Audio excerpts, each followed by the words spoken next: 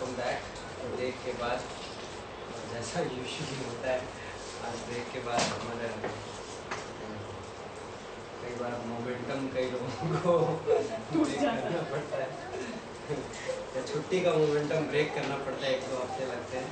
Anyway, new Bombay में break के बाद आपका स्वागत है। बाकी न्यूज़ क्लासेस को कंटिन्यूटी में करेंगे। ये प्रार्थना करें। हे स्वर्गीय पिता परमेश्वर, हम आपको धन्यवाद देते हैं आपके अद्भुत अनुग्रह के लिए, जो हमारी ज़िंदगी के हर कोने कोने में कई रंगों का अनुग्रह हो, कई तरफा अनुग्रह है, जो हमारी ज़िंदगी के प्रत्येक एरिया को कवर करता है। और बहुत जगह हैं जहां हम जानते हैं कि हमने आपके अनुग्रह को शायद रिकॉग्नाइज ना किया होगा। आपका वचन कहता है कि बारिश जैसे विश्वासी पर गिरती है वैसे अविश्वासी पर गिरती है, और सूरज जैसे विश्वासी पर चमकता है वैसे अविश्वासी पर चमकता है।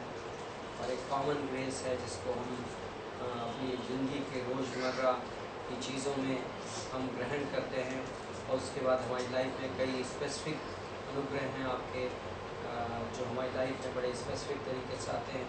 और हम उन सब चीज़ों के लिए शुक्रगुजार हैं, और हम ये मोमेंट लेते हैं आपको वाकई में धन्यवाद कहने के लिए, क्योंकि यदि वो अनुग्रह नहीं होता तो हम में से कोई व्यक्ति किसी की सांसें रुक सकती थी, और हमारे साथ हादसे हो सकते थे, हम स्पिरिचुअली असुरक्षित हो सकते थे। लेकिन आपका अनुग्रह है जिसने हमें बचा कर रखा है, और हम जानते हैं कि आपके अनुग्रह का एक पर्पज़ है, एक मकसद है, और हम उस मकसद की ओर मूव किए जा रहे हैं, हम आगे बढ़ाए जा रहे हैं। हम धन्यवाद देते हैं, इस क्लास के लिए प्रार्थना करते हैं। पवित्र आत्मा से अभिषेक करो, हमारे मनों को, हमारे कानों को, हमारे दिलों को, हमारे दिमाग को तैयार करो, हमारे होठों को तैयार करो। हम ये आपके वचन को जो कंसीडर करें पवित्र आत्मा की अगुवाई में हो, और आपकी विजडम की खिड़कियाँ खुलें जिससे रोशनी हमारे दिलों के अंदर पहुँचे। हमारी प्रार्थना है प्रभु यीशु मसीह के नाम से मांगते हैं। ओके, सो कहाँ पर हमने क्लोज किया था last? Bring back the memories. Okay, first Kings 18, पहला राजा 18 में हमने क्लोज किया था। और कितनों को याद है कि पहला राजा 18 में कौन सी मेजर घटना है? एलिया का बाल के पुजारियों के साथ मुकाबला, राइट। और हम अभी एलिया की, एलाइजा, इंग्लिश में एलाइजा, हिंदी में एलिया, और हम एलिया की लाइफ देख रहे हैं। इस समय मिडिल में है उसके, और एलिया की लाइफ में हमने कुछ 3 इम्पॉर्टेंट चीज़ें अब तक देखी, और 2 चीज़ें हैं जो हम आज देखेंगे। पहली चीज़ एलिया की प्रोफेसी, एलिया की भविष्यवाणी। ओके, मेजर भविष्यवाणी उसने क्या दी? अकाल आने वाला है, राइट, और वो अकाल आया। सेकेंडली एलिया का प्रोविज़न देखा हमने, एलिया का प्रबंध। परमेश्वर ने एलिया की लाइफ के लिए स्पेशल प्रोविज़न किया। एलिया भूखा नहीं मरा, एलिया को कौवे ने खाना खिलाया और झरने से पानी पिया उसने। फिर विधवा के घर में दोबारा हम प्रोविज़न देखते हैं। तीसरी चीज़ हमने देखा एलिया की पब्लिक टेस्टिमनी। ओके, लोगों के सामने एलिया की गवाही। एलिया पहला राजा 18 में एलिया की पब्लिक टेस्टिमनी थी कि कई बार प्रभु हमारी लाइफ में कई काम करता है जो पब्लिकली एक्नॉलेज होते हैं, जो खुलेआम होते हैं। तो ये 18वां अध्याय एलिया की लाइफ में वैसा था कि 850 नबियों के बीच में प्रभु ने ये साबित किया कि एलिया प्रभु की ओर से, राइट। और एलिया की प्रार्थनाएं उत्तर मिली। सब लोगों को इकरार करना पड़ा कि एलिया वाकई में प्रभु की ओर से है। और वहाँ पे हम एलिया की ताकत देखते हैं। एलिया जब अहाब के आगे आगे दौड़ता है तो बोलता है रथ एलिया को क्रॉस नहीं कर पाया, राइट। एंड आई थिंक ये बहुत अद्भुत पिक्चर है एक स्पिरिचुअल मैन की, कि एक आत्मिक व्यक्ति के अंदर बहुत ताकत होती है, बड़ी अलग टाइप की ताकत होती है, और एक कार्नल मैन जो दैहिक व्यक्ति है वो उसको बीट नहीं कर सकता, राइट। एंड बहुत अद्भुत उदाहरण है। नाउ 19 चैप्टर में पहले 2 एलिया की लाइफ की 2 चीज़ें, पब्लिक फेलियर, मतलब खुलेआम गिरना, ओके, और दूसरी चीज़ प्राइवेट डिसिप्लिन, अकेले में सुधारा जाना। तो ये 2 चीज़ें होती हैं। और एलिया बहुत क्लासिक केस है एक टिपिकल मैन ऑफ गॉड का, कि प्रभु का दास कैसा होता है। प्रभु के दास के पास वचन होते हैं सुनाने के लिए, एलिया के पास वचन थे सुनाने के लिए। प्रभु के दास के पास गॉड का प्रोविजन होता है, परमेश्वर का प्रबंध होता है। हमारी लाइफ में बहुत सारी चीज़ें हैं जो परमेश्वर हमें देता है। देन तीसरी चीज़ थी कि प्रभु के दास की एक पब्लिक टेस्टिमनी होती है। प्रभु का दास कई चीज़ें खुलेआम करता है, कई चीज़ें इवेंजलिज्म, प्रीचिंग, मिनिस्ट्री, ये सब बड़ी पब्लिक चीज़ें हैं जो हम करते हैं। लेकिन उसके बाद प्रभु का दास गिर भी सकता है। ओके, तो फेलियर हम प्रिटेंड नहीं कर सकते कि हम फेल नहीं करते हैं, राइट। और यहाँ पे आप एक क्लासिक उदाहरण देखते हैं, बट प्रभु हमारी ज़िंदगी में व्यक्तिगत तौर पे हमें सुधारता है। हमारी लाइफ की जो एरियाज हैं जहाँ हम गड़बड़ी करते हैं, प्रभु हमें सुधारता है। तो यहाँ पर ये कहानी है 19वें अध्याय में कि एलिया ने अभी अभी बहुत सॉलिड विजय हासिल की है। और आहाब, इस समय हम हिस्ट्री में एलिया की मिनिस्ट्री कहाँ पे है? Northern kingdom. ओके, ये नॉर्थ है, उत्तर है, इजराइल जिसको बोलते हैं हम, और यहूदा जो है ये साउथ है। इजराइल का राज्य 2 भागों में विभाजित हो चुका है। और नॉर्थ किंगडम को शुरुआत का पहला राजा था यारोबाम। साउथ किंगडम का, यहूदा का पहला राजा था रहूब्याम, ये सुलेमान का बेटा था। और हमने 3 जनरेशंस देख चुके हैं। इस वक्त आहाब राजा है। ओके, आहाब राजा है जिसके सामने एलिया की आप घटनाएं देख रहे हैं, और एलिया की सेवकाई इस समय चल रही है। नाउ आहाब राजा की पत्नी का नाम था क्या? Jezebel, right. और जेजेबेल, इजेबेल हिंदी बाइबल में, इंग्लिश में जेजेबेल। एंड जब इजेबेल ने ये खबर सुनी आहाब के मुंह से कि एलिया ने इस तरीके से बाल के 450 नबियों को और अशेरा के 400 नबियों को मौत के घाट उतार दिया, और पब्लिक के सामने एलिया ने ये साबित कर दिया कि सिर्फ यहोवा परमेश्वर है, तो इजेबेल गुस्सा गई। और दूसरी पंक्ति में बोलता है, इजेबेल ने एलिया के पास दूत भेजा कि कल इस टाइम तक मैं तुम्हारे प्राण ले लूंगी। ओके, तो जान लेने की धमकी दी। और तीसरी पंक्ति में बोलता है, यह देखकर एलिया अपने प्राण लेकर भागा और यहूदा के बरशेबा को पहुंचकर अपने सेवक को वहीं छोड़ दिया।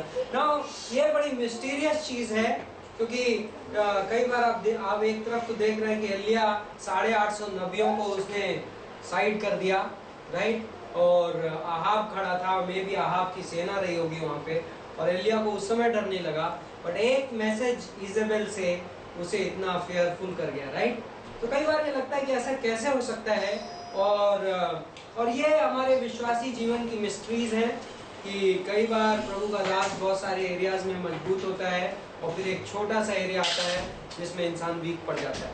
तो ये प्रैक्टिकल है, ये रियलिटी है, और ये एलिया की लाइफ में हो सकता है, ये हमारी लाइफ में हो सकता है।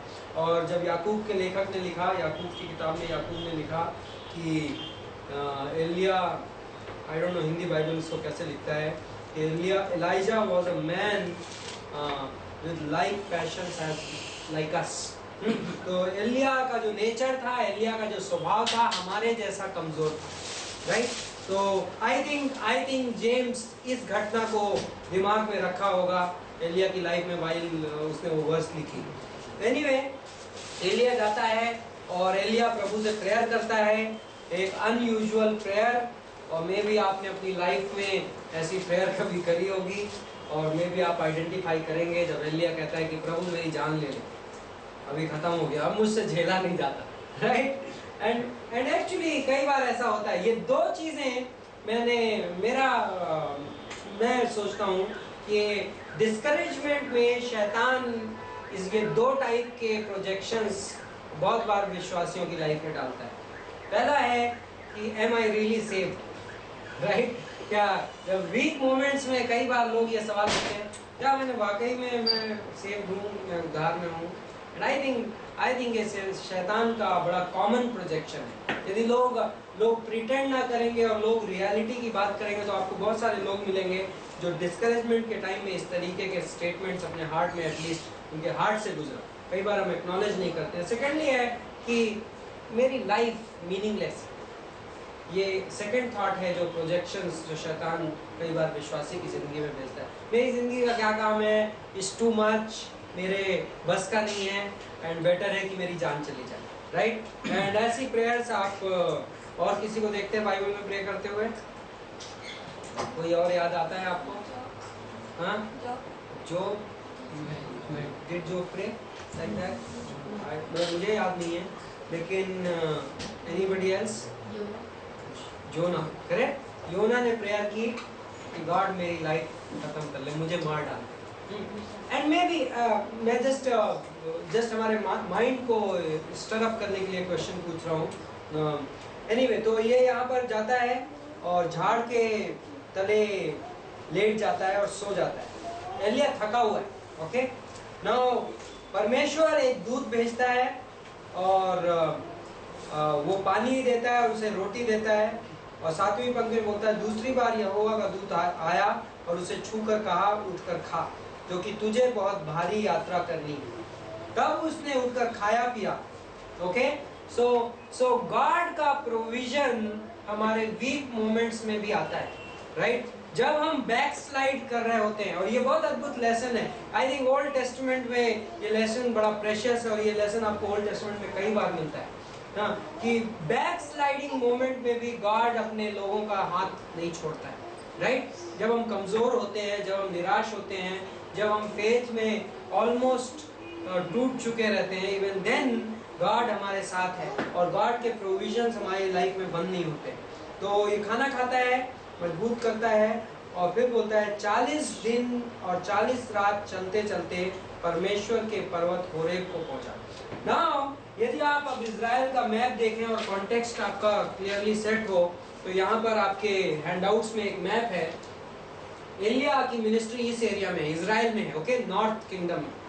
होरेब जो पर्वत है वो जगह पे है जहाँ मूसा की मुलाकात परमेश्वर से हुई थी, जब ये लोग मिस्र देश से निकले थे। तो यहाँ सिनाई के रेगिस्तान में, ओके, साइनाई डेजर्ट में डाउन साउथ यहाँ पे होरेब है। 40 दिन और 40 रात की यात्रा है, ओके, लंबी जर्नी, ओके। सो एलिया बहुत दूर आउट ऑफ द वे भागा, ओके। बट एलिया के भागने का एक पॉजिटिव पॉइंट ये है कि एलिया जब भागा तो कहां पे भागा? होरेब क्या चीज रिप्रेजेंट करता है? होरेब परमेश्वर की प्रेजेंस रिप्रेजेंट करता है, राइट। हिस्ट्री क्या है होरेब पहाड़ की? होरेब पहाड़ वो जगह है जहाँ पे मूसा से परमेश्वर ने मुलाकात की। होरेब पहाड़ वो जगह है जहाँ पे से इजराइल के लोगों ने परमेश्वर की महिमा देखी, जहाँ से परमेश्वर ने अपनी व्यवस्था इजराइल के लोगों को दी। तो जब अपने डिस्करेज मोमेंट में भी जब एलिया भाग रहा है तो कहाँ भाग रहा है? गॉड की प्रेजेंस में भाग रहा है। और ये बहुत वाइज चीज है, राइट। विश्वासियों के लिए मैं भी एक, यदि मैं कंपैरिजन करूं तो अक्सर हमारी लाइफ में जब हमारे डिस्करेजमेंट के मोमेंट्स आते हैं तो पहली चीज हम जिधर को भागना चाहते हैं वो है फेलोशिप से दूर भागना चाहते हैं। बट एक्चुअली हमारे लिए ये हेल्दी होता है कि जब मैं डिस्करेज्ड हूँ तो मैं एक डिसिप्लिन डेवलप करूँ कि मैं परमेश्वर की उपस्थिति के नजदीक की ओर भागूं बाय फेथ, राइट। एंड ये बहुत अद्भुत है।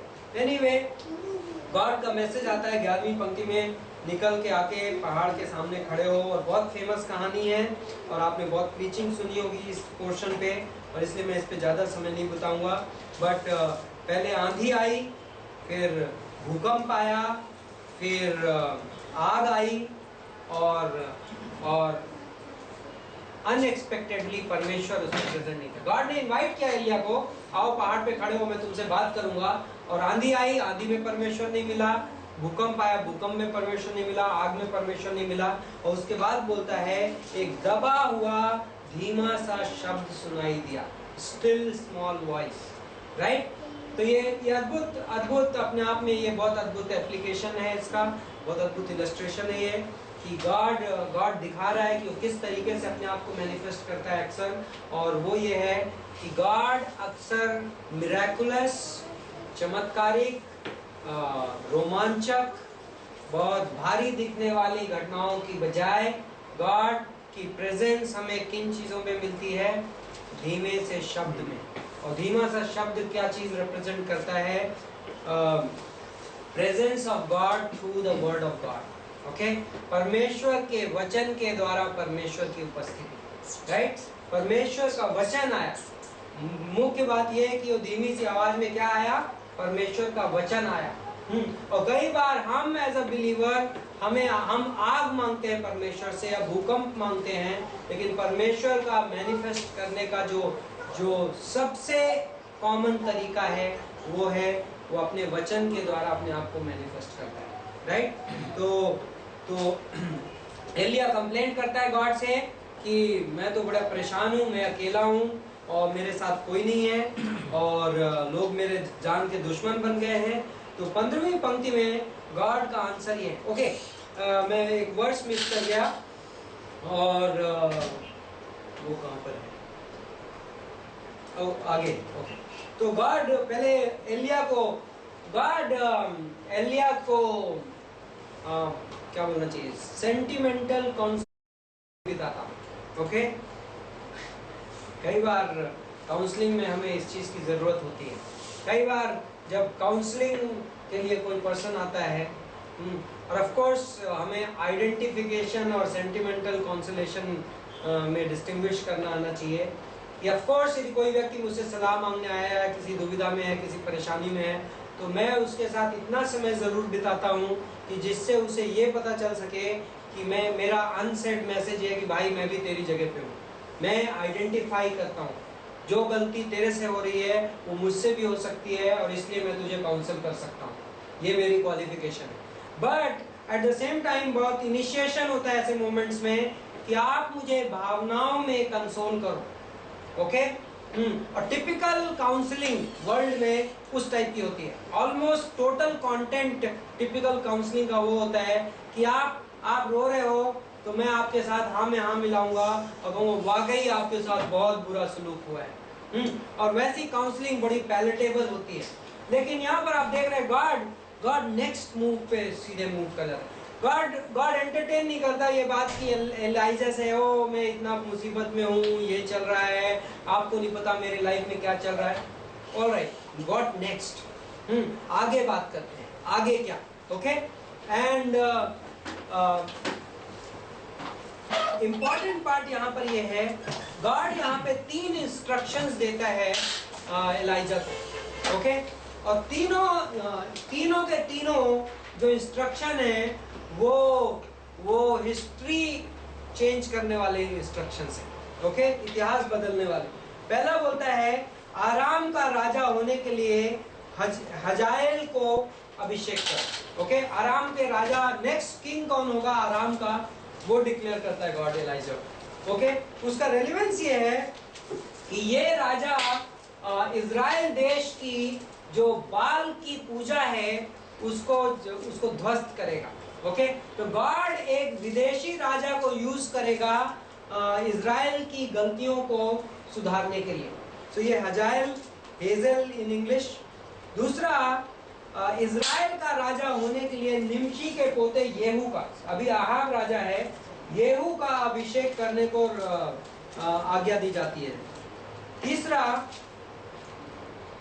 जो कि मैं मोस्ट इंपॉर्टेंट मानता हूं, तीसरा, आबेल महोला के शापात के पुत्र एलीशा का अभिषेक कर। ओके, सो गॉड एलाइजा को उसका क्या बोलते हैं उसको, उत्तराधिकारी, okay, next man, next Elijah का मोस्ट इंपॉर्टेंट डिसाइपल गॉड इस मोमेंट में डिस्क्लोज करता है। और लेसन हमें क्या है यहाँ पे? कई बार हम सोचते हैं कि हमारी लाइफ के जो स्ट्रॉन्ग साउंडिंग मोमेंट्स होते हैं वो हमारी लाइफ के मोस्ट इंपॉर्टेंट मोमेंट्स हमें लगते हैं, बट एक्चुअली परमेश्वर की योजना में कई बार जब हम वीकेस्ट होते हैं वो हमारी लाइफ के मोस्ट इंपॉर्टेंट मोमेंट्स हो सकते हैं, राइट? और और जो पॉल ने कहा when I am weak I am strong, right. और ये संभव है कि हमारी लाइफ के कमजोर क्षणों में हम परमेश्वर के बारे में और परमेश्वर की योजना के बारे में ज्यादा बेहतर जान सकें बजाय हमारे स्ट्रॉन्गेस्ट मोमेंट्स। तो एक्चुअली वीकनेस हमारी लाइफ में, हमारी क्रिश्चियन लाइफ में वीकनेस और कमजोरी और सिचुएशंस और मुसीबतें, उनमें कुछ एक तरीके की ताकत है जो हमें रियलिटी को रिवील करने में बहुत यूटिलाइज की जाती है। ओके, तो यहाँ पर ये उदाहरण था। ओके, वन फाइनल रेवलेशन जो गॉड ने दिया एलाइजा को, क्लोजिंग 18वीं पंक्ति में बोलते हैं, तो भी मैंने 7000 इजराइलियों को बचा रखा है और ये वे हैं जिन्होंने बाल के सामने ना घुटने टेके हैं ना मुंह से उसे चूमा है। ओके, अनदर वन, एक और गलती है जो कई बार विश्वासी या प्रभु के दास कर सकते हैं, और वो क्या है? हम ये सोच सकते हैं एक्सक्लूसिविटी। ओके, हम ही बेस्ट हैं, हमारे पास ही सब कुछ हमें पता है। एंड गॉड यहाँ एलाइजा को हम्बल कर रहा है, और एलाइजा को इसको बोलते हैं रेमनेंट का प्रिंसिपल, बचे हुए लोगों का प्रिंसिपल। कलीसिया के इतिहास में, इनफैक्ट इस दुनिया के इतिहास में, चाहे कितना भी बुरा समय चल रहा हो और कितनी भी स्पिरिचुअल डार्कनेस रही हो, कोई भी पीढ़ी ऐसी नहीं रही, कोई भी जनरेशन ऐसी नहीं रही कि कुछ ना कुछ स्पिरिचुअल लोग इस दुनिया में ना रहे, राइट। हम कई बार चर्च के डार्क एजेस की बात करते हैं, 5th, 6th, 7th, 8th, 9th, 10th, 11th, 12th, 16th century तक डार्क एजेस रहे, जब कैथोलिक चर्च डोमिनेट कर रहा था, बड़ी रिलीजियस करप्शन था, सब कुछ है। But there is a book, एक किताब है, और उस किताब में राइटर ने बिगनिंग से लेकर अभी तक की जो ट्रू चर्च है, ओके, जो दुनिया में आपको कलीसिया का इतिहास मिलता है, हिस्ट्री ऑफ चर्च मिलती है, वो एक्चुअली एक मेजर पोर्शन में आपको फॉल्स चर्च की हिस्ट्री मिलती है, राइट। डार्क एजेस में कैथोलिक चर्च जिस कंडीशन में था, वो सब की हिस्ट्री। बट उस सब हिस्ट्री के बीच में सडनली आपको सेकुलर बुक्स में कहीं पे, इवन क्रिश्चियन बुक्स में बहुत कम आपको ये मिलेगा कि उस समय रियल कलीसिया क्या कर रहा था, रियल बिलीवर्स कहाँ पे थे। इस बुक ने मुझे नाम भूल रहा है उसका, बट अच्छी बुक है, मैंने भी सिर्फ थोड़े उसकी ग्लिम्पसेस देखे हैं, बट उसमें उस लेखक ने ट्रू चर्च को ट्रेस किया, और वो ट्रू चर्च सारी generation throughout centuries exist करता रहा है। जब सारी दुनिया अंधेरे में डूबी हुई है, तो विश्वासी हैं जो अपने घर के कोनों में और छोटी छोटी फेलोशिप्स में एग्जिस्ट कर रहे हैं और बहुत डीप लाइफ गॉड के साथ जी रहे हैं, राइट। और इसको रेमनेंट का प्रिंसिपल बोलते हैं। जस्ट बिकॉज पब्लिकली मुझे सुपरफिशियली गॉड का काम होता नहीं दिख रहा है, मुझे कभी नहीं सोचना चाहिए कि परमेश्वर काम नहीं कर रहा है। आज से करीब 5-7 साल पहले हम हिमाचल गए थे मिशन ट्रिप में, एंड जाते वक्त हमें हमारा एक्साइटमेंट ये था कि हिमाचल, उस समय हमें स्टैटिस्टिक्स बताई गई थी, हिमाचल भारत का सबसे अनरीच स्टेट है।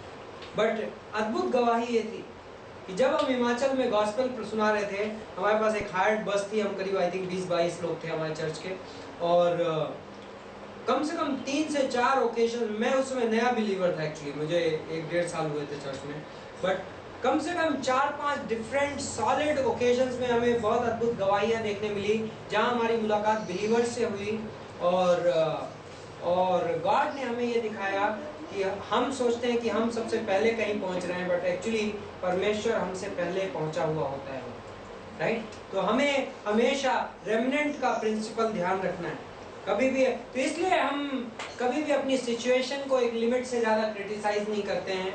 हम किसी भी खराब से खराब हालातों में हम डिप्रेस नहीं होते हैं, क्योंकि हमें इस बात का भरोसा है कि मैं अकेला नहीं हूँ, ओके।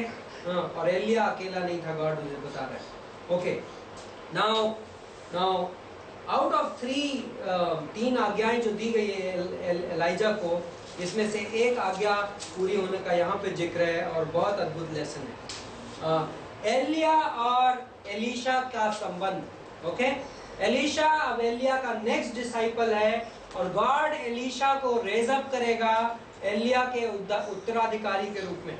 ओके, सो तब वो वहां से चल दिया। शापात का पुत्र एलीशा उसे मिला जो 12 जोड़ी बैल अपने आगे किए हुए आप 12वीं के साथ होकर हल जोत रहा था। ओके, तो यहाँ पर कुछ सिद्धांत परमेश्वर की बुलाहट के बारे में, कॉल ऑफ गॉड के बारे में।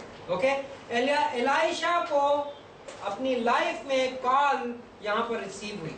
ओके, और मैं भी यहाँ से हम कुछ लेसन सीखेंगे, कुछ चीजें जो मैं देखता हूँ, 6 points regarding the call of God.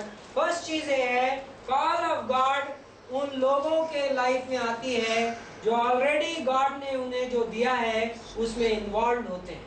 तो फर्स्ट इज इन्वॉल्व लोग, राइट। कुछ लोग अपनी लाइफ सिर्फ कंप्लेंट करने में गुजारते हैं, गॉड मेरी लाइफ में ये क्यों है और ये क्यों नहीं है, एंड मे बी ये साइकिल लाइफ टाइम चलती रहती है। बट यहाँ पर एक मैन है जिसको गॉड ने एक खेत दिया है और वो खेत जोत रहा है, राइट। आपको ध्यान है पीटर और जॉन और जेम्स को कॉल ऑफ गॉड कब सुनने मिली? जब मछलियां पकड़ रहे थे, कोई अपने जाल साफ कर रहा था, while they were working। तो मैं कई बार, मेरा एस्पिरेशन हो सकता है, प्रभु मैं आपका दास बनना चाहता हूँ, मैं मिशनरी बनना चाहता हूँ, मैं पास्टर बनना चाहता हूँ, मैं यूज किया जाना चाहता हूँ। एंड गॉड मुझसे कहता है कि तुम जहाँ पर मैंने तुम्हें दिया है, क्या तुम उसमें विश्वास योग्य हो? क्या तुम जो मैंने चीजें तुम्हें दी है करने, जो छोटी चीजों में विश्वास योग्य पाया जाएगा उसे बड़ी चीजें दी जाएंगी, राइट। सो पहली चीज इन्वॉल्व या अवेलेबल लोग, जो मौजूद लोग हैं। सेकेंडली, उसके पास जाकर एलिया ने अपनी चादर उस पर डाल दी। और चादर डालना क्या चीज रिप्रेजेंट करता है? इंटरेस्टिंग सीन है, राइट। एलिया मैंटल, एलिया अंगोछा टाइप का होता था, बड़ा सा। यही वो चादर है जिसको कि एलिया ने जब गुफा के सामने, परमेश्वर के सामने खड़ा था, उसने लपेट लिया था। वो चादर उसने डाल दी। चादर कवरिंग रिप्रेजेंट करती है। ओके, ये एलाइजा का इनविटेशन है एलीशा को कि क्या तुम मेरे डिसाइपल बनोगे? क्या तुम अपने आप को मेरे अंडर में सबमिट करोगे? ओके, चादर डालना। रूथ की किताब में आपको ये सीन दिखता है। रूथ कहती है कि अपनी चादर तू मेरे ऊपर डाल दे, राइट। वो किस चीज का इनविटेशन था? रूथ इन अ सेंस कह रही है कि क्या तू मुझे अपनी वाइफ कबूल करेगा, क्या तू अपनी कवरिंग मेरे ऊपर डालेगा, राइट। हाँ, इज़ीकियल के 16 चैप्टर में गॉड इजराइल देश को बोलता है कि तू नंगा पड़ा था और तेरे खून से लपेटा हुआ शरीर था, मैंने तुझे धोया और उसके बाद मैंने कपड़े से तुझे ढक दिया। वो भी सेम है, गॉड कह रहा है इजराइल देश में तेरे कवरिंग बन गया, राइट। तो यहाँ पर डिसाइपलशिप में कवरिंग का सिद्धांत है। मैं इस पे ज्यादा टाइम नहीं बिताऊंगा क्योंकि आई थिंक थोड़ी देर बाद हम इस सब्जेक्ट पे और बातें करेंगे। तब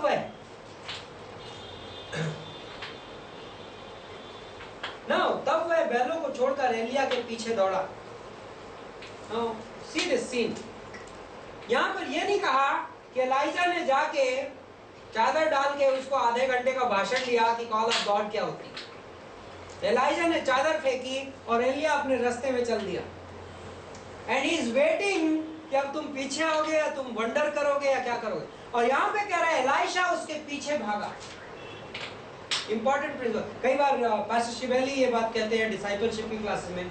अक्सर हमारी लाइफ में क्वेश्चन आता है जब हम शिष्य बनना और शिष्य बनाना समझने लगते हैं, गॉड मैं किसे शिष्य बनाऊं, किसकी लाइफ में मैं इन्वेस्ट करूं। एज अ पास्टर ये क्वेश्चन हमें हमेशा हमारे प्राइम माइंड में रहता है, मैं किसकी लाइफ में, क्योंकि अपने पास लिमिटेड टाइम है तो मैं इतना ही इन्वेस्ट कर सकता हूं। तो उसका आंसर ये है, पास्टर शिवेली आंसर देता है, तुम जहां जा रहे हो पीछे मुड़ के देखो कि तुम्हारे पीछे कौन आ रहा है। जो व्यक्ति तुम्हारे पीछे आ रहा है वो तुम्हारा डिसाइपल है। और यहाँ पे एलीशा और एलीशा में ये हो रहा है। ओके, एलीशा ने एक सटल इनविटेशन दिया, उसके बाद वो चल दिया और एलीशा ने ये प्रूव किया कि वो इस चीज के लिए प्रिपेयर्ड था, राइट। एलीशा का हार्ट प्रिपेयर्ड था इस प्रोसेस के लिए, इसलिए वो पीछे पीछे दौड़ा। तो सेकंड पॉइंट है, कॉल ऑफ गॉड उन लोगों के पास आती है जो लोग प्रिपेयर्ड होते हैं, हार्ट प्रिपरेशन। ओके, तीसरी चीज वो बोलता है मुझे जाके अपने माता पिता को चूमने दे, तब मैं तेरे पीछे चलूँगा। उसने कहा, लौट जा, मैंने तुझसे क्या किया है। अब यदि आपको ध्यान हो, यीशु मसीह के कुछ शब्द लूका के 9वें अध्याय में 61 और 62, 61 और 62वीं पंक्ति, आपको ध्यान है? यीशु मसीह के पीछे एक आदमी आना चाहता था और उसने यही बात बोली थी कि मुझे घर जाने दे और अपने डैडी को दफनाने दे और फिर मैं आता हूँ। तो यीशु मसीह ने क्या बोला था? लेट द डेड बरी, मरों को अपने मुर्दों को गाड़ने दो। क्यों बोला था? एलाइजा ने यहाँ पे एलीशा से वो बातें नहीं कही। तो एलीशा के ये बोलने में क्या सही है जो उस आदमी के बोलने में सही नहीं था?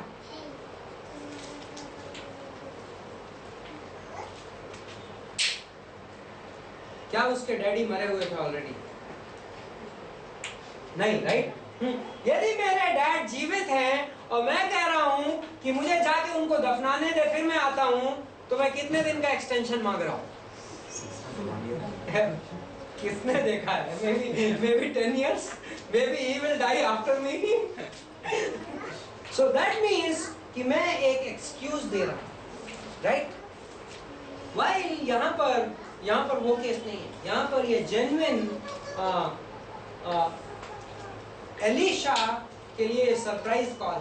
तो एलीशा जस्ट एक सोशल फॉर्मेलिटी करने जा रहा है। एनीवे, 21वीं पंक्ति में, तब वह उसके पीछे से लौट गया और एक जोड़ी बैल लेकर बलि किए और बैलों का सामान जलाकर उनका मांस पका के अपने लोगों को दे दिया और उन्होंने खाया।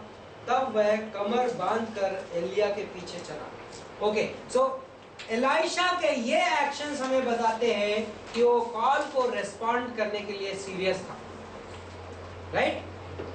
वो सिर्फ घर इसलिए नहीं गया था कि टाइम बाय कर रहा था या रिकंसीडर करना चाहता था अपने डिसीजंस, और लेकिन एलीशा घर इसलिए गया था कि उसके बाद उसे नेक्स्ट स्टेप्स जो करने थे, नेक्स्ट स्टेप्स उसने क्या किए? उसने अपने बर्निंग द ब्रिजेस बिहाइंड, उसने कहा मैं इस कॉल के लिए सीरियस हूँ और मैं अपने आप को ऑप्शंस नहीं दूंगा कि मैं वापस आके खेती बाड़ी करने लगूँ, राइट? तो एक पॉइंट है सैक्रिफाइस। कॉल ऑफ गॉड कई बार हमारी लाइफ में सैक्रिफाइस इन्वॉल्व करेगी, त्याग इन्वॉल्व करेगी, राइट?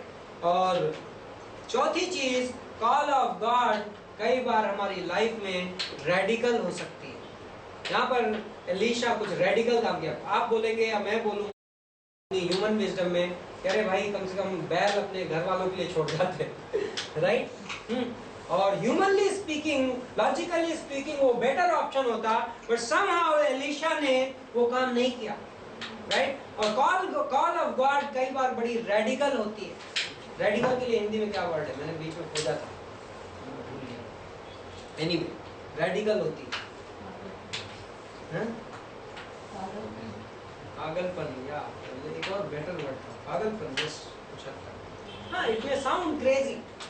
जब एक अच्छा खासा पढ़ा लिखा, qualified, salary earning, family keeping person God की कॉल सुन के बोलता है कि ओके मैं चला मिशनरी बनने, तो दुनिया उसे बोलती है पागलपन, राइट?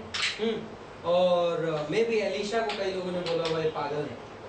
एलिया तो खुद इजेबेल से अपनी जान बचाते भाग रहा है और ये उसके पीछे चल दिया, राइट? जब सीटी स्टड ने, आपने कहानी सुनी होगी, सीटी स्टड कैम्ब्रिज कॉलेज लंदन का टॉप 7 लाइक टॉप क्रिकेटर था, लाइक आज का उस जमाने का सचिन तेंदुलकर।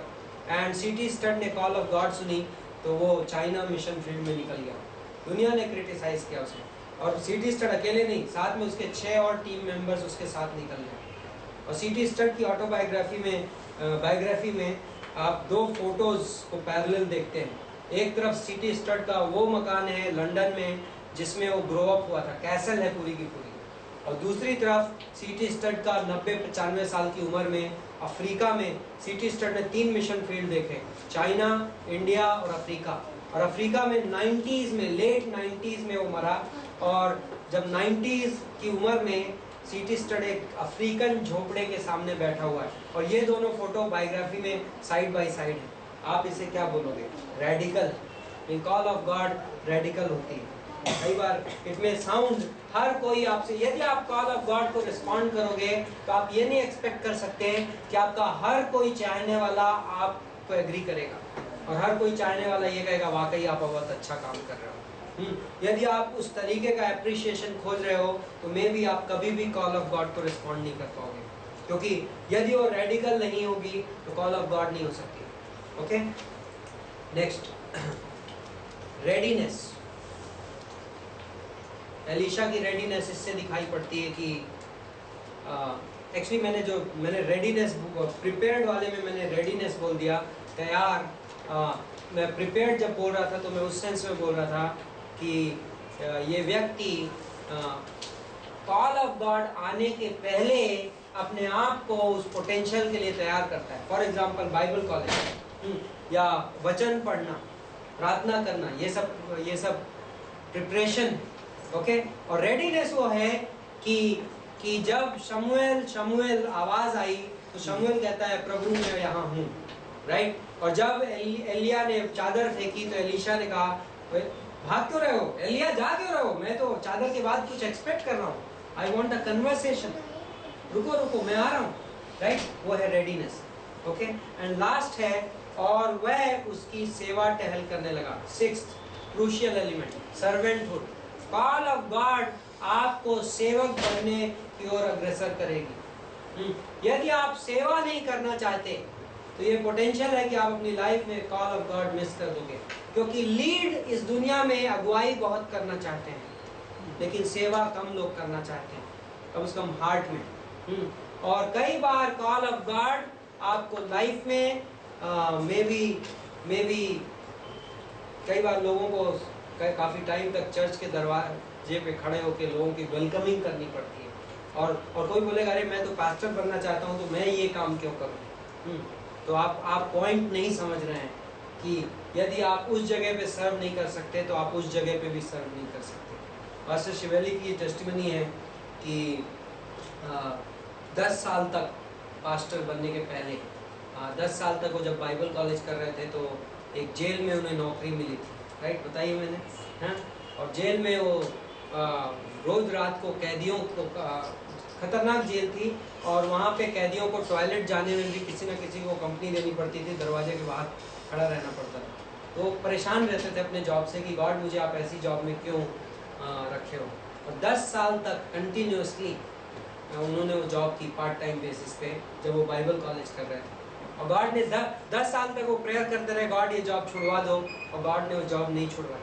और उन 10 सालों में गॉड ने कुछ किया, राइट। और हम कई बार उसे डिफाइन भी नहीं कर सकते कि एग्जैक्टली उन्होंने मिनिस्ट्री में क्या सीखा, लेकिन लेटर हिस्ट्री ये रिवील करती है कि गॉड ने उस बंदे को बहुत अद्भुत तरीके से यूज किया, और बहुत जिसको बोलते हैं डेयर, साहस, जिस तरीके के मिशन फील्ड्स में उन्होंने काम किया तो बहुत अद्भुत है। तो ये 6 पॉइंट्स थे call of God. Elisha eventually Eliya के पीछे चला, आगे जाके कुछ चैप्टर्स के बाद हम इनकी कहानी देखेंगे। बट चैप्टर 20, ओके, 20वें अध्याय में अब कहानी वापस आहाब की ओर केंद्रित होती है। ओके, आहाब, आराम का राजा बेन हदद अपनी सारी सेना इकट्ठी करके सामरिया पे चढ़ाई करता है और उसे घेर लेता है। ओके, और फिर वो आहाब को मैसेज भेजता है, आहाब अपना अच्छा सोना चांदी, अपनी बीवियां, अपने बच्चे जो भी अच्छे अच्छे सब मुझे दे दे। तो आहाब राजा बोलता है ओके डन, डर के मारे वो रेडी हो जाता है। तो जो बेन हदाद है उसको उतने में संतुष्टि नहीं होती, वो बोलता है ओके नहीं इतने से नहीं चलेगा, मैं डील बदल रहा हूँ। और उसके बाद वो मैसेज भेजता है कि अभी हमारी सेना तुम्हारे महल में आएगी और महल के अंदर जो जो भी कुछ अच्छा मिलेगा वो सब लेके जाएगी। अभी इस बार बेन हदद 7th वर्ष में तब इजराइल के राजा ने अपने देश के सब पुरनियों को बुला के, पुरनियों मतलब एल्डर्स, ओके, सारे एल्डर्स को बुलाकर कहा सोचो विचारो और क्या किया जाए। तब लोगों ने कहा कि उसकी मत मानो, और राजा ने बेन हदद के दूतों से कहा मेरे प्रभु के राजा की ओर से, इवेंचुअली उसने रिफ्यूज कर दिया। ओके, 13वीं पंक्ति में, तब एक नबी ने इज़राइल के राजा अहाब के पास जाकर कहा, यहोवा तुझसे यो कहता है कि ये बड़ी भीड़ जो तूने देखी है उस सब को आज तेरे साथ मैं तेरे हाथ में कर दूंगा, इससे तू जान लेगा कि मैं परमेश्वर। ओके ना, क्वेश्चन, अहाब की लाइफ में ये मेजर क्राइसिस है। क्यों? पहला ही मुझे बड़ा अटपटा लगा कि बेन हदाद ने प्रपोजल भेजा, सोना चांदी तक तो ठीक था, बीवियां और बच्चे भी भेज दो, और वो एग्रीड है। मतलब वो ऑलरेडी फियर में। अहाब की आपको पता है लाइफ, अहाब अनगॉडली किंग है। अहाब के सामने बट गॉड ने इतना अनुग्रह किया कि एलिया जैसे नबी को उसके टाइम फ्रेम में भेजा। एलिया ने आई एम श्योर कि कई बार उसको मैसेजेस दिए होंगे, कई बार वचन सुनाया होगा, उसने चमत्कार देखा पहाड़ के ऊपर, पहला राजा के 18वें अध्याय में। बट अहाब की जिंदगी में अभी तक कोई परिवर्तन नहीं हुआ, राइट। यहाँ पर अहाब की लाइफ की इस क्राइसिस के बीच में गॉड एक अपना सर्वेंट भेजता है, एक प्रॉफिट भेजता है। और प्रॉफिट क्या बोलता है? ये आज तेरे को गॉड ये बता रहा है कि तू आक्रमण कर इन लोगों पे और परमेश्वर तुझे विजय देगा, यहोवा तुझे विजय देगा। और मुझे इसके साथ की वो पंक्ति बड़ी स्ट्राइकिंग लगी कि इससे तू जान लेगा कि मैं यहोवा हूं। क्या पता चलता है हमको इससे? ये गॉड का इनिशिएशन है, right, to a rebelling man, बगावत करने वाले एक आदमी की ओर। आई थिंक हमको इससे यहाँ पर परमेश्वर का चरित्र बड़ा खुल के दिखाई पड़ रहा है कि गॉड अहाब से हिसाब नहीं ले रहा है, गॉड अहाब पर अनुग्रह कर रहा है, और उस अनुग्रह के पीछे विजय, विक्ट्री देने के पीछे एक पर्पस है। और पर्पस क्या? अपने चमत्कार दिखाने के पीछे एक पर्पस है, और पर्पस क्या है कि तू जान ले कि मैं परमेश्वर। आई थिंक ये इन्विटेशन फॉर सैल्वेशन है, ये उद्धार की पुकार है। ओके, आपने पूछा कैसे, और उसने मेथोडोलॉजी बताई, और वे निकले और उन्होंने वो जीत लिया और उनका पीछा किया 20वीं पंक्ति में, और बेन हदाद बच गया। और तब इज़राइल के राजा ने भी निकलकर घोड़ों और रथों को मारा और अरामियों को बड़ी मार से मारा। तब उस नबी ने इज़राइल के राजा के पास जाकर कहा, जाकर लड़ाई के लिए अपने आप को मजबूत कर और सचेत होकर सोच कि क्या करना है, क्योंकि नए साल के लगते ही आराम का राजा फिर तुझ पर चढ़ाई करेगा। तो प्रॉफिट फिर से डिक्लेयर कर रहा है उसको, कभी तेरे को इतने में भरोसा नहीं हुआ तो मैं बता रहा हूँ कि नए साल में वापस बेन हदाद आने वाला है सेकेंड वॉर के लिए। ओके, नाउ 23वीं पंक्ति में आराम के कर्मचारियों ने, आराम के राजा के कर्मचारियों ने एक इंटरेस्टिंग वर्ड्स बोली, आपने इस पे प्रीचिंग सुनी होगी। बोलता है कि उन लोगों का देवता पहाड़ी देवता है, इस कारण वे हम पर प्रबल हुए, इसलिए अब हम उनसे यदि खाइयों में लड़ेंगे तो निश्चय ही हम उन पर प्रबल हो जाएंगे।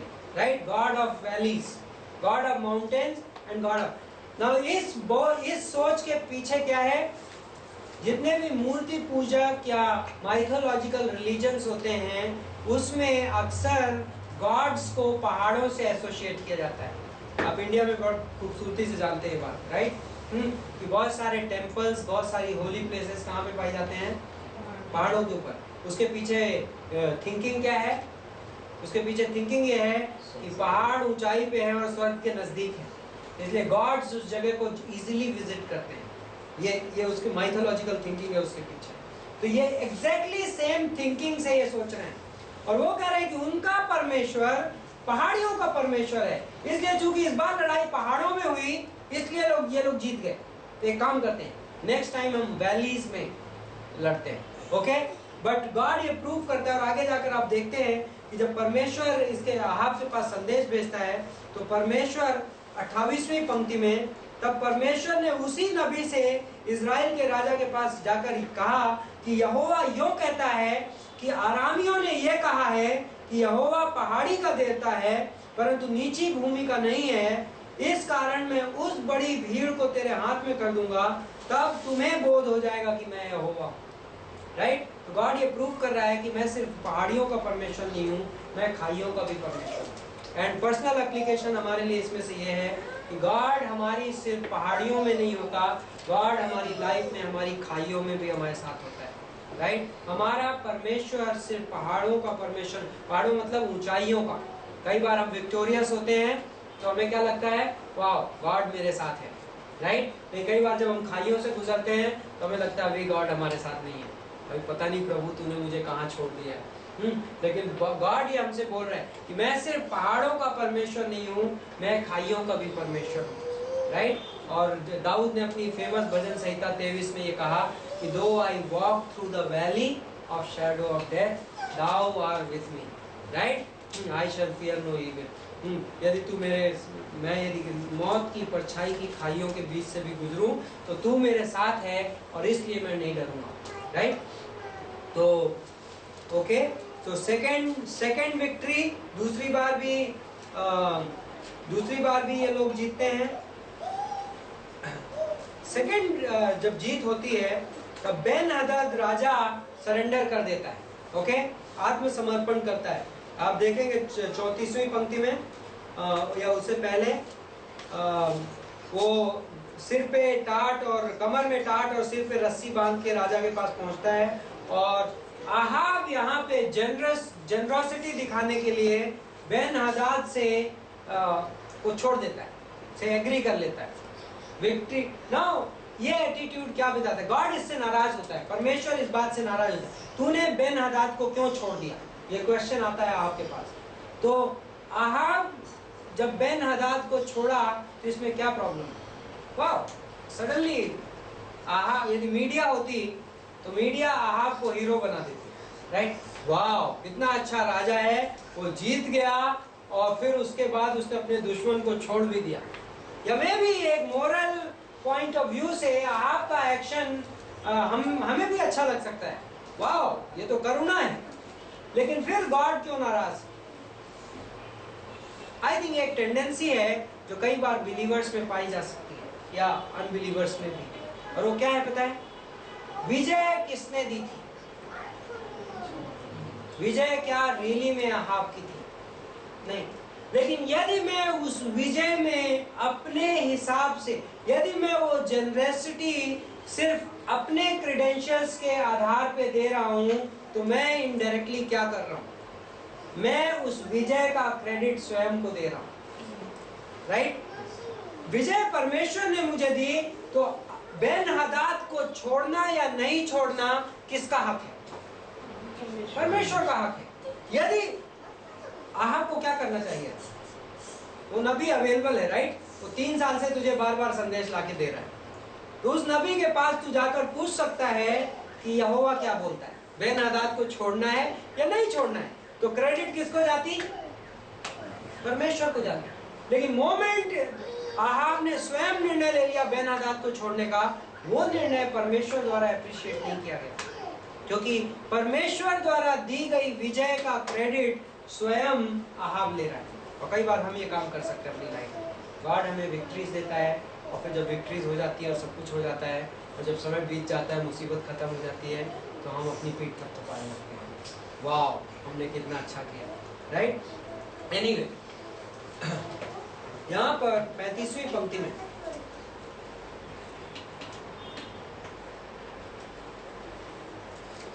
नबियों के चेलों में से एक जन ने, नबियों के चेलों, ये फ्रेजेस ओल्ड टेस्टामेंट में आपको कई बार मिलती है, okay, the sons of the prophet in the English Bible, Hindi Bible बोलती नबियों के चेलों में से एक। व्हाट इज दिस फ्रेज, ये फ्रेज ओल्ड टेस्टामेंट का बाइबल कॉलेज है, ओके। यहाँ पर एक ग्रुप ऑफ यंग प्रॉफिट्स हैं, ओके, जो ट्रेन हो रहे हैं, और आपको ये आप ट्रेस करिए अपनी, जब आप अपनी बाइबल स्टडी करेंगे तो नेक्स्ट टाइम आप देखिएगा कि जो आज आप यहाँ पर न्यू टेस्टामेंट में कर रहे हैं, प्रभु के लोगों के लिए ये सालों से ये आम बात रही है। सर्वेंट्स ऑफ गॉड ऐसी सिचुएशन में उस जमाने से तैयार किए जा रहे हैं, बाइबल कॉलेज प्रभु के लोगों के लिए ये आम बात है। तो एनीवे, तो यहाँ पर नबियों के चेलों में से एक ने यहोवा से वचन पाकर अपने साथी से कहा, मुझे मार। जब मनुष्य ने उसे मारने से इनकार कर दिया, तब उसने उससे कहा, तूने यहोवा का वचन नहीं माना, इस कारण सुन, जो ही तू मेरे पास से जाएगा त्यों ही सिंह से मार डाला जाएगा।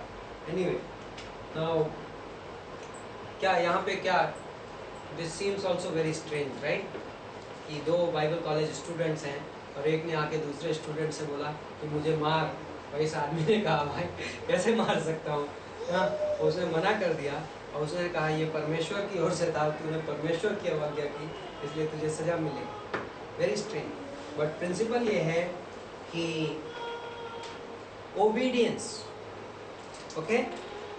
नाउ प्रिंसिपल है नॉट एग्जैक्टली ओबीडियंस, प्रिंसिपल है सबमिशन का। सबमिशन अधीनता, बाइबल में अधीनता वर्ड कई जगहों पे इस्तेमाल होता है और कई बार हमें अधीनता को डिफाइन करने में मुश्किल जाती है, क्योंकि अधीनता हमारी आम तौर की आज की रोजमर्रा की लैंग्वेज में वो वर्ड हम कॉमनली इस्तेमाल नहीं करते हैं, तो हम कई बार उस प्रिंसिपल को भी नहीं समझते। नाउ न्यू टेस्टामेंट में जो अधीनता शब्द है या इंग्लिश बाइबल में सबमिट शब्द है, उसका जो ग्रीक लैंग्वेज का शब्द है वो है हुपाटासो। नाउ हुपाटासो बेसिकली ग्रीक कल्चर में एक मिलिट्री टर्मिनोलॉजी, ओके। उसका मीनिंग होता था placed under somebody in the order of a rank, मतलब पद के आधार पर किसी को किसी के नीचे रखना, उसको बोलते थे हुपाटासो।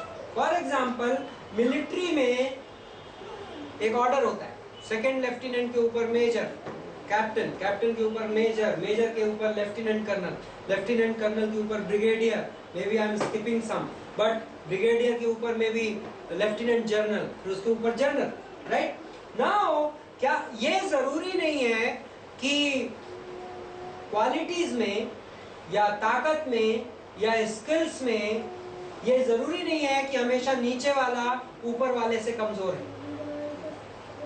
मिलिट्री में एक कर्नल हो सकता है जो में भी ब्रिगेडियर साहब से ज्यादा साहसी है, ज्यादा तेज है, ज्यादा होशियार है, लेकिन इस बेसिस पे वो ये नहीं कर सकता कि नेक्स्ट टाइम जब ब्रिगेडियर साहब कमांड करेंगे तो अभी मैं नहीं सुनूंगा, अब मैं ब्रिगेडियर साहब को कमांड करूंगा।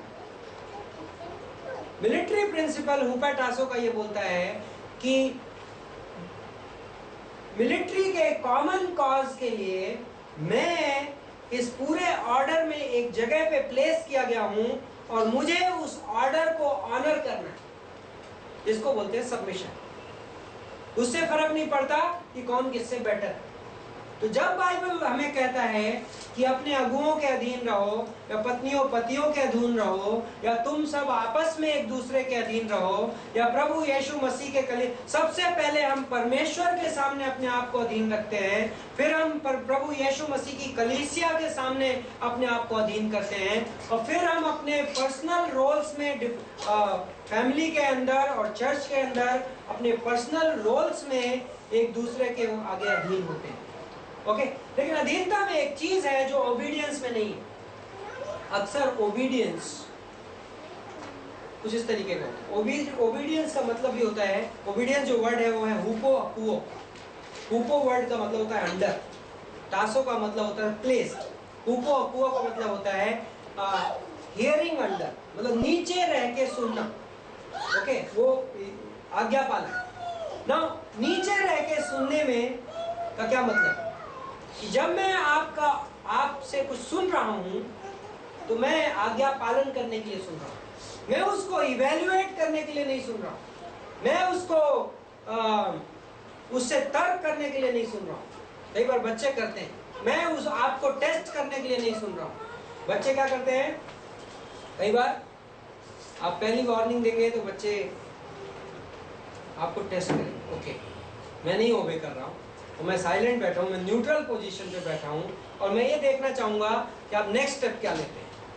यदि आप भूल गए तो मैं भी भूल गया, लेकिन यदि आपने नेक्स्ट स्टेप थोड़ा सा और सीरियस लिया तो मैं थोड़ा सा पोस्चर और चेंज करूंगा और मैं भी फिफ्थ स्टेप में जाके मैं वो ओरिजिनल कमांड मानूंगा जो आपने पहले दी थी, राइट।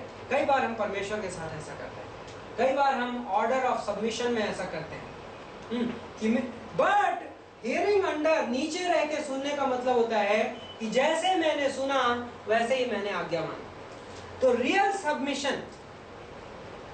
सबमिशन और ओबीडियंस में ये फर्क है। ओबीडियंस में फिर भी एक स्कोप होता है मुझे इवैल्यूएट करने का आज्ञा पालन में कि क्या ये आज्ञा सही है, लेकिन सबमिशन में मेरे पास वो स्कोप नहीं है।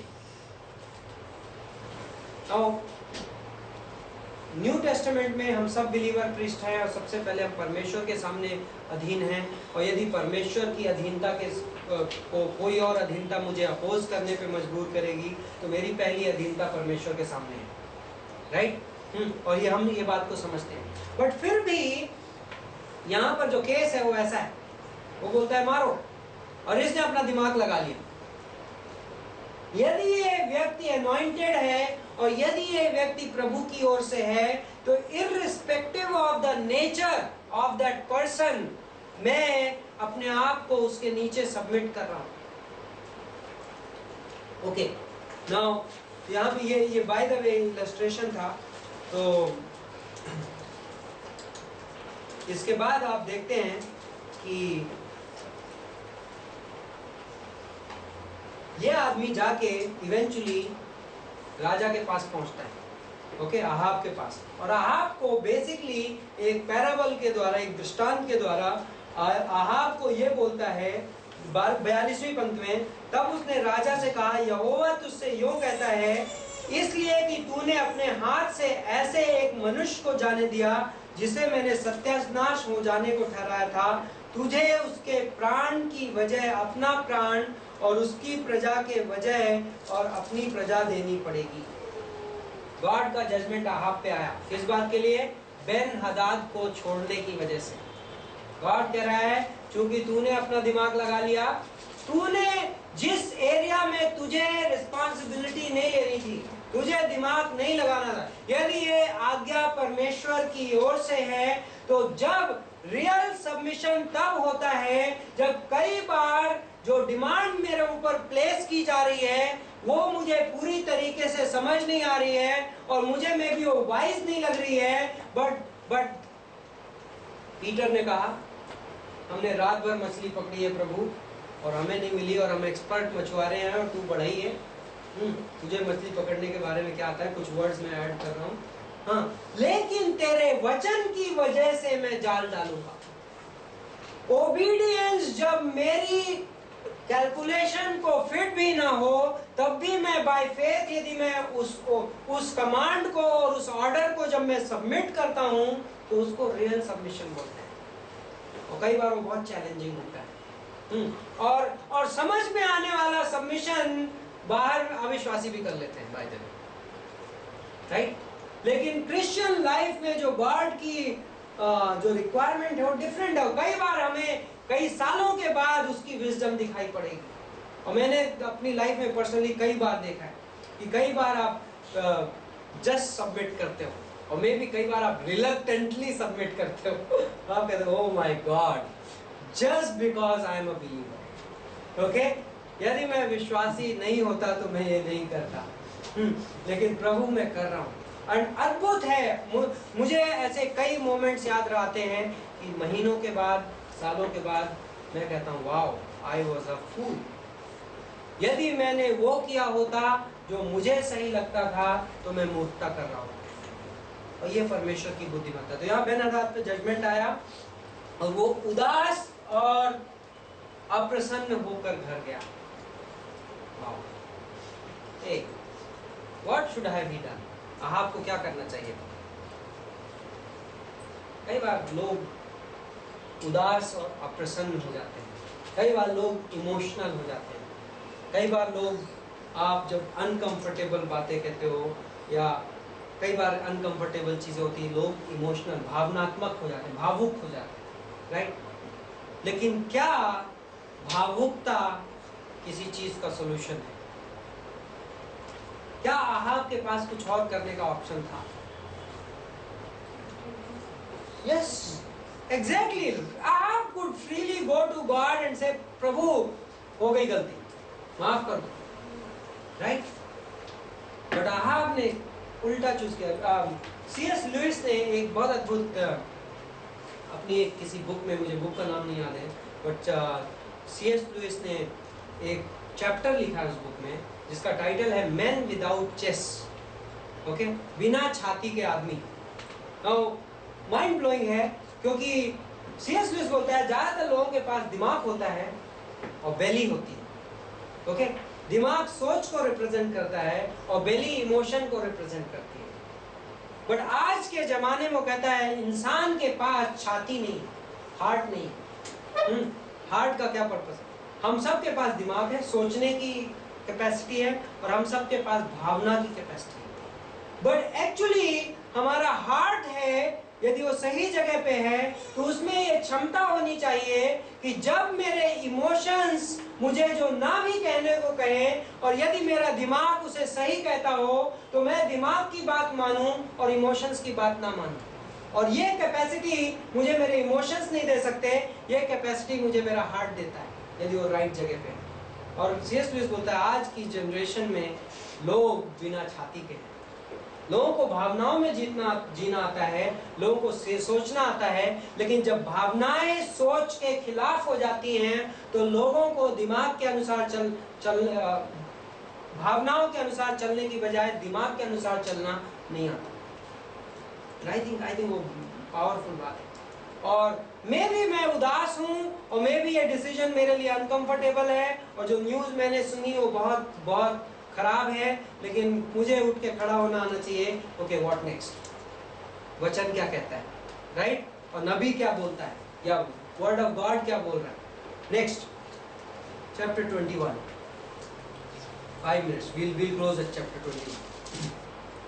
तो चैप्टर 21 में एक आदमी है नाबोत नाम का। ओके, नाबोत नाम का ये आदमी जेजरेल का आदमी है। जेजरेल नाम के जगह पे जहां इट सीम्स कि आहाब और इजेबेल का विंटर पैलेस था, हॉलिडे पैलेस, महल हॉलिडे के लिए। और यहाँ पर उनके उस मकान के बाजू में इस आदमी की दाख की बाड़ी है, विनयार्ड है। ओके, और इसकी नजर आ जाती है आहाब की उसकी दाख की बाड़ी में, और बोलता है कि मैं इस पे वेजिटेबल गार्डन, किचन गार्डन बनाना चाहता हूँ। ओके, और तू जो बोलेगा मैं उसका मूल्य दे दूंगा, तुझे उससे अच्छी बाड़ी दे दूंगा, कहीं पे भी नेगोशिएशन। ओके, बट नाबात एक स्टैंड लेता है। तीसरी पंक्ति में नाबोत बोलता है, नाबोत बोलता है कि यहोवा ना करे कि मैं अपने पुरखाओं का निज भाग तुझे दूं। ओके, नाउ लैब व्यवस्था 25-23 और गिनती का 36-7, नंबर्स 36-7 and Leviticus 25-23. Numbers 36-7, गिनती का 36वां अध्याय 7वीं पंक्ति, और लैब व्यवस्था that is Leviticus chapter 25 verse 23। इन दोनों वर्सेस में जो लॉ में ये कमांडेड था कि जो ये लैंड जो इनहेरिट करते थे ट्राइब्स, वो ट्रांसफर नहीं की जा सकती। यदि आप बेचोगे भी तो जुबली के साल में आपको वापस मिलेगा। दूसरी चीज, बेचोगे भी वाली सिचुएशन आमतौर पे इजराइल में तभी आती थी जब मेजर क्राइसिस होती थी, क्योंकि उन इजराइल देश के लोग ये मानते थे कि ये लैंड मेरे परिवार को, मुझे परमेश्वर ने दी जब हम कनान देश में आए, ये मेरा इनहेरिटेंस है, और मैं बाकी सब सफर कर लूंगा, लेकिन मैं अपना इनहेरिटेंस किसी को नहीं दूंगा, राइट? और यहाँ पे नाबोत के पास एक ऑफर है आहाब से, राजा से, तुमको बेस्ट से बेस्ट विनयार्ड दे सकता हूँ मैं, जो प्राइस मांगोगे वो दे सकता हूँ, अपनी ये गार्डन मुझे दे दो। अब नाबोत एक स्टैंड लेता है कि मैं नहीं दूंगा, और इस स्टैंड के लिए आप इस कहानी में देखते हैं नाबोत अपनी जान दे देता है। और एक ब्यूटीफुल पिक्चर है, परमेश्वर ने मेरे जीवन में जो मुझे दिया है वो मेरे लिए इतना इंपॉर्टेंट है कि उसे मैं किसी भी कीमत पर बेच नहीं सकता। और वर्ल्ड मुझे, ये संसार मुझे कीमत ऑफर करता है कि मैं परमेश्वर द्वारा दिए गए उस इनहेरिटेंस, उस उत्तराधिकार को बेच दूं। किसी की लाइफ में वो कॉल ऑफ गॉड होती है। परमेश्वर ने मेरी ज़िंदगी में एक बुलाहट दी। मुझे, मेरे एक बहुत क्लोज फ्रेंड है, उन्होंने मुझे कई मे भी साल या महीनों पहले उन्होंने मुझे ये अपने लाइफ के बारे में बोला था। उन्होंने बोला एक टाइम में गॉड ने मेरे हार्ट से बात की थी और मुझे कहा था कि मैं तुम्हें पास्टर बनाना चाहता हूँ, लेकिन अब मेरे लिए बहुत डिफिकल्ट हो चुका है कि मैं ये काम कर सकूँ। आई थिंक ये सेंटेंस मैं अक्सर नहीं सोचता, क्योंकि ये उनका लाइफ का मुद्दा है, लेकिन ये बहुत भारी बात है, राइट? गॉड ने मुझे एक कॉल दी है, लेकिन है कि मैं ये नहीं कर सकता। वर्ल्ड परमेश्वर द्वारा दिए गए हमारे इनहेरिटेंस को खरीदना चाहता है। वर्ल्ड हमें कई बार बहुत लुक्रेटिव प्राइजेस ऑफर करता है, और विश्वासी को आई थिंक बहुत डिसर्न करना है इस दुनिया में कि वर्ल्ड जो प्राइज मुझे ऑफर कर रहा है, परमेश्वर द्वारा दिए गए उस इनहेरिटेंस के सामने वो कुछ भी नहीं है। मेरा विश्वास बिकाऊ नहीं है। परमेश्वर की बुलाहट जो मेरी जिंदगी में है वो बिकाऊ नहीं है, क्योंकि वो परमेश्वर द्वारा दी गई। आपको ध्यान है, ईसा ने क्या बेचा? दाल के लिए, बर्थ राइट, इनहेरिटेंस। क्यों परमेश्वर ने, आप नए नियम में भी आप ईसा के बारे में पढ़ते हैं, गॉड ने जेकब की, मैं ये sentence I think pastor Brian ने इस कॉन्फ्रेंस के दौरान बोला, God could heal the deceitfulness of Jacob, right? याकूब का धोखाधड़ी का जो स्वभाव था, परमेश्वर ने उसे सुधार दिया, लेकिन एसाव की लाइफ को परमेश्वर नहीं सुधार पाया, क्योंकि एसाव की लाइफ का जो मेजर एरर था, उसने लालच में आके अपना बर्थ राइट बेच दिया, परमेश्वर का इनहेरिटेंस बेच दिया। बट यहाँ पे नाबोत है, तो बहुत अद्भुत गॉडली एग्जाम्पल है। आप मुझसे ये चीज़ नहीं खरीद सकते, आपके पास मुझे देने लायक कीमत नहीं है। आई थिंक प्रभु के दास को ये चीज़ें अपने हार्ट में इवैल्यूएट करना चाहिए, अपनी प्रेयर लाइफ में, अपनी पर्सनल मेडिटेशन में, कैसी क्या चीज़ है जो मुझे इस कॉल से बाहर ले जा सकती है। कई बार बड़े अनएक्सपेक्टेड प्राइजेस पे लोग ये बेच देते हैं। कई बार आपको लगेगा दुनिया का पैसा, ऑफ कोर्स मैं जानता हूँ कई बार लोगों को अपनी नौकरी, अपनी शान शौकत, अपनी कार का पेट्रोल और ये चीज़ें कई बार लोगों को अपने प्रभु के कॉल में से जाने से रोक देते हैं। लेकिन कई बार पता है कि बड़ी सिंपल चीज़ है, जस्ट बिकॉज मैं अपनी लाइफ में एक इस एरिया से बाहर नहीं आना चाहता, और मुझे पता है कि मैं प्रभु का दास बनूंगा तो ये लाइफ का ये एरिया चैलेंज हो जाएगा, तो इसके लिए मैं उसके सामने अपने आप को बेच लेता हूँ। कई बार लोग मे बी सोशल रिलेशंस की वजह से प्रभु की कॉल को बेच देते हैं। रवि जयक्रास ये स्टोरी बोलता है, बिकॉज रवि जयक्रास बोलता है इसलिए मैं बोलने में शर्माऊंगा नहीं, अदरवाइज मुझे शर्म आती। एक प्लेन में आई थिंक एक खूबसूरत लड़की ट्रैवल कर रही थी, उसके बगल में एक खुराफाती आदमी था, और उसने उस लड़की से बोला कि मैं तुमसे फिजिकल रिलेशनशिप रखना चाहता हूँ और बदले में मैं तुम्हें मे भी कुछ करोड़ रुपए दूंगा। लड़की बड़ी अच्छी कैरेक्टर की थी, लेकिन पैसा इतना भारी था, करोड़ों रुपए। उसने सोचा एक बार क्या फ़र्क पड़ता है। वो उस आदमी के साथ एग्री हो गई उस रिलेशनशिप के लिए, और वो एक होटल में गए। होटल में जाने के बाद उस आदमी ने 500 रुपये निकाले और रख दिए, बोले ये रही तुम्हारी कीमत। तो लड़की गुस्सा गई, उसने कहा कि क्या तुमने मुझे वेश्या समझ रखा है? तो आदमी बोलता है कि मैडम ये बात तो प्लेन में ही तय हो गई थी, क्वेश्चन सिर्फ प्राइस का है,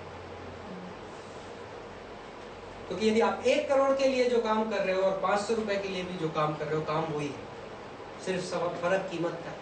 और मैं ये क्रूड एग्जाम्पल इसलिए दे रहा हूं कि कई बार हम कुछ कीमतों को बहुत छोटा मानते हैं। कई बार पता है, कई बार लोग अपनी मैंने ऐसे केसेस देखे, लोग जस्ट बिकॉज एक दो लोगों से उनकी बनती नहीं है इसलिए अपनी कॉल छोड़ देते हैं। मैं बाइबल कॉलेज इसलिए नहीं कर सकता क्योंकि मैं भी वो पास्टर मुझे अच्छा नहीं लगता। मैं जस्ट वेग एग्जांपल दे रहा हूँ just to drive a point across. कई बार बड़ी सिंपल सी चीजें के सामने लोग अपनी कॉल को बेच देते हैं। एंड आई थिंक हमारे पास नाबोत का एग्जांपल है, और नाबोत नहीं झुका। और इस कहानी में हम नेक्स्ट क्लास में देखेंगे कि इस कहानी में, उस चैप्टर में नाबोत की जान गई, लेकिन नाबोत ने बगीचा नहीं बेचा। आमीन। हे स्वर्गीय पिता परमेश्वर, हम आपको धन्यवाद देते हैं इस शाम के लिए, इस अद्भुत क्लास के लिए। प्रत्येक व्यक्ति जो छुआ जा रहा है, हम सब जो ग्रो कर रहे हैं, प्रभु आप हमें सिखाते हो, प्रभु आप हमें वचन देते हो, प्रभु आप हमें मजबूत करते हो, प्रभु आप हमें तैयार करते हो, प्रभु हमें आप अपनी योजना में, अपनी बुलाहट में एक रेडिकल, एक सोच, एक जोश, एक कन्विक्शन, एक विश्वास, एक मजबूती, ये चीज़ें देते हो तो हमारे लिए बहुत आसम है, बहुत अद्भुत है। हम आपकी मदद हमारी ज़िंदगी में लगातार है, और हम जानते हैं कि हम किसी चीज़ में अधूरे नहीं पड़ेंगे, और आप हमारा ख्याल रखोगे, और आप अपने दास को अद्भुत तरीक़ों से आप हमारी ज़रूरतें पूरी करते हो, आप हमारी ज़रूरतों से बहुत ज़्यादा पूरी करते हो, आप हमें विश्राम देते हो, आप हमारे दिलों से बातें करते हो। धन्यवाद इस शाम के लिए, इस पूरे हफ्ते के लिए आपसे प्रार्थना करते हैं। प्रत्येक व्यक्ति को, जो लोग आज नहीं हैं, उनके लिए प्रार्थना करते हैं, उन्हें सुरक्षित रखना, उन्हें लेकर आना, उनकी ज़िंदगी में काम करना, प्रभु यीशु मसीह के नाम से मांगते हैं।